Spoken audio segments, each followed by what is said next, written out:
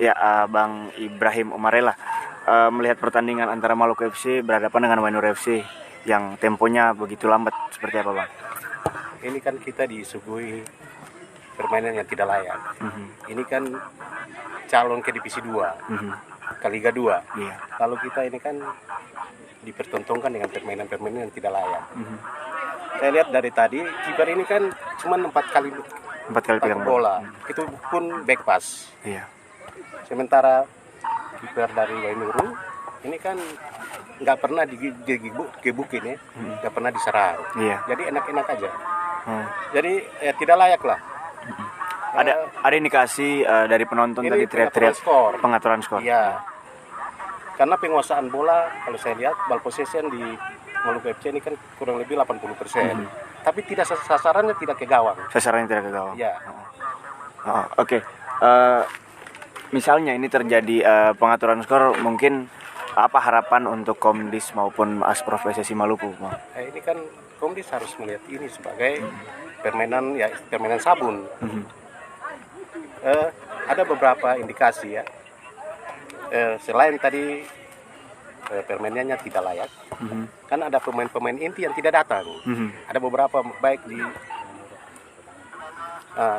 ada yang di Maluku FC, ada beberapa yang tidak datang. Lalu di Wainuru juga begitu.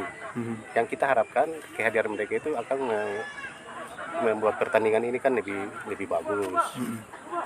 Tapi ya kita lihat sama-sama pertandingan nggak ke gawang, tapi pertandingannya ke samping. Iya, ke samping, ke belakang. Untuk kita berbicara soal kedua tim, Maluku FC dia merupakan tim baru yang kita bisa bilang tim kaya lah, Bang.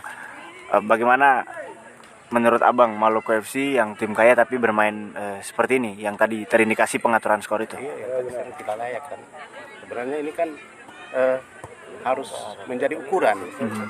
Mereka harus yang terbaik karena mereka punya pembinaan udah cukup lama, kurang lebih 8 bulan. Sementara hari ini mereka memperlihatkan kekerdilan mereka dalam bermain bola. Tidak ada ngotot sedikit pun. Ada beberapa contoh. Tadi ada block crossing. Iya.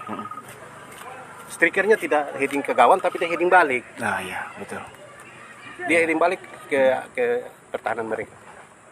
Dia tidak teruskan ke jala gawang. Nah, itu ada indikasi-indikasi itu. Ya, harapannya untuk kedua tim ini mungkin sanksi yang paling serius didiskualifikasi atau bahkan tidak boleh bermain atau bagaimana, Bang? Tergantung regulasi. Kalau memang bisa didiskualifikasi harus didiskualifikasi. Ini tidak layak. Ini tidak layak pertandingannya. Iya, ini kan anak-anak muda. Iya. Anak-anak muda tapi sudah diajak untuk bermain bola yang tidak layak. Iya. Gitu. Baik Bang, terima kasih banyak Bang ya. Mungkin ada yang mau disampaikan lagi, Bang? Ya, permainan ini harus dihindari lah, ke depan. Permainan pengaturan skor itu harus dihindari. Kita main bola harus sportif. Kita punya kekuatan. Kalau lawan lemah ya kita harus menunjukkan kita punya kekuatan. Kan ini kan. Kita semua lihat bahwa penguasaan bola begitu tinggi. Ball possession-nya kurang lebih kalau saya hitung 80%. Tapi tidak satu kali pun gawang dari Wainur itu kan diserang. Tidak ada. Iya. Kiper tidak bermain bola dari tadi, Pak ya? Kiper tangkap bola tapi bola itu bola out. Iya. Bukan bola karena kalau di sini bola di back sini pass. Bola back pass 4 kali. Iya. Bayangkan 2 kali 45 cuma 4 kali ya. Itu juga back pass. Dan tempo permainan juga saya lihat lebih menurun. Maluku FC yang biasa bermain agresif, malah hari ini bermain back pass terus. Nah, seperti ini. Iya.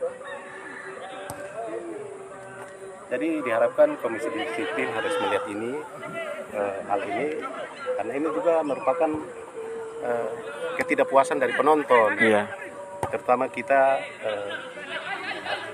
mantan pemain, sekarang pemerhati sepak bola. Bagaimana ini sepak bola Maluku mau maju kalau dengan cara-cara yang begini kan? Betul. Baik Bang, terima kasih banyak ya Bang ya, mantap. Terima kasih sudah nonton. Jangan lupa like, subscribe, dan share ya.